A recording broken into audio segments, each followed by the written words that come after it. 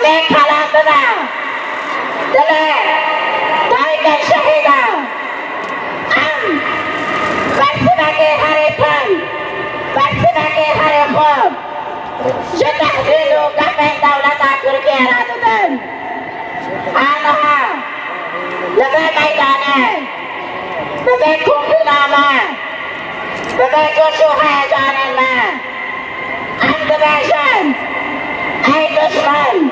ای فاشیست ترک جیتان البرا جیتان طرفاتا جیتان افرینه جیتان سرطانیه جیتان اگریسیویه دولتا کی فاشیستن دولتا کی داگر کنن بیچاره تو نکانه مورال و جوش و هیجان من بشکنه جبال گله گل پدر حسن خدای میراث 58 روزش بر خدا بیاسر دمه گله گل پدر حسن ام پیام دابی دایی کاکو ہوتے اسفه زارو کانم جیان مدم نه اسفه ولد مکانم جیان مدم نوی من ربیع وقاسه ام وقت ملت کرد گل سفیل ام دبیجن ام دولتا ترکیه لعنت و شر مزار دکن ام دبین ایدی بسا جه تهدید تارا مت که تهدید دکه مت ام جعفرین گوش بر کرن تو دخوازه ما جورجی گوش بر بکه ام وقت ملت کرد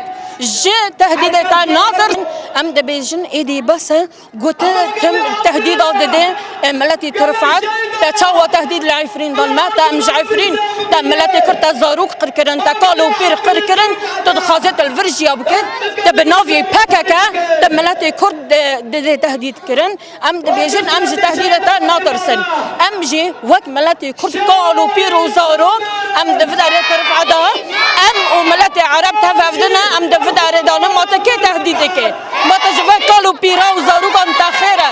ام وك ملتي كرد وك جنا كرد ام تشر مزار ولعنت دكن ام دخازن دنيا عالم ببينه وحشيات اردوغان ببينه وايغو دستك ددنوان ما في مروفان بلا ببينه وتشاوا افزاروكا وقالوا بيران تهديدك وقردك وهرتم قوش بردك بمر دولة ترك